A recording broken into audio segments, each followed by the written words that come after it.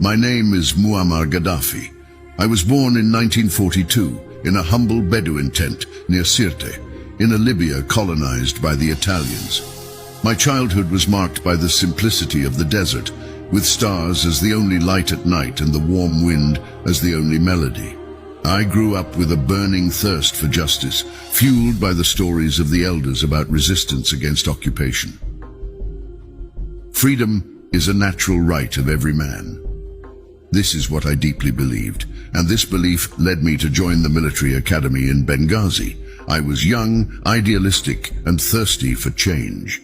In 1969, with a few fellow officers, we overthrew King Idris III. I was then 27 and became the leader of Libya. My reign was marked by an unceasing quest for independence and sovereignty for Libya. I nationalized the oil industry, ensuring the prosperity of my people.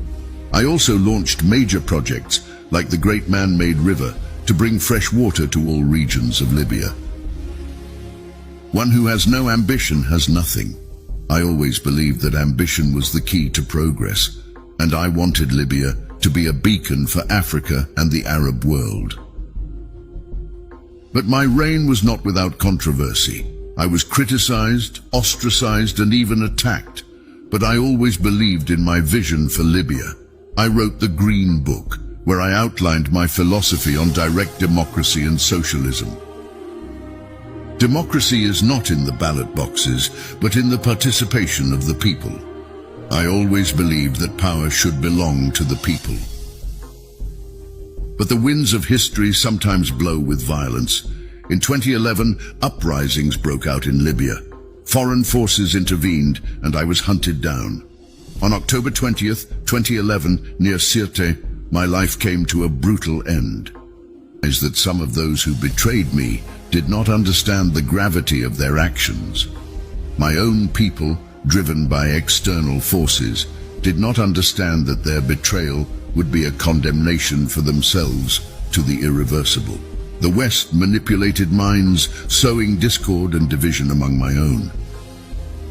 Betrayal can never be a viable option. It may seem lucrative in the short term, but it incurs a moral debt that can never be repaid. The price of betrayal is heavy, and it can haunt those guilty of it for the rest of their lives. I sound the alarm to my African brothers and sisters.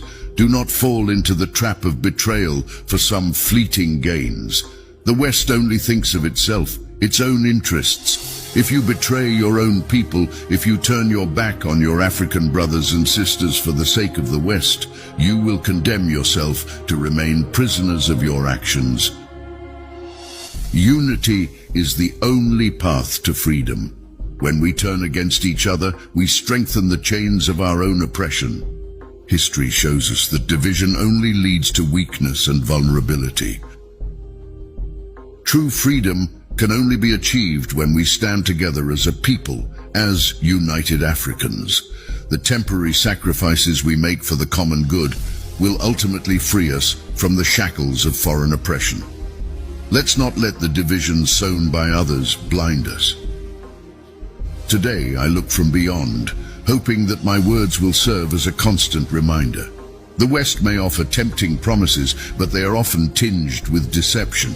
True strength lies in our unity, in our solidarity as the African people. Do not betray your brothers and sisters. Do not betray Africa.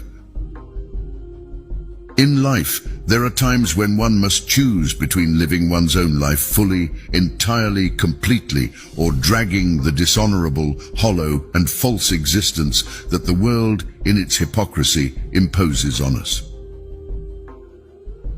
I chose to live by my convictions, and I hope my story will inspire others to do the same.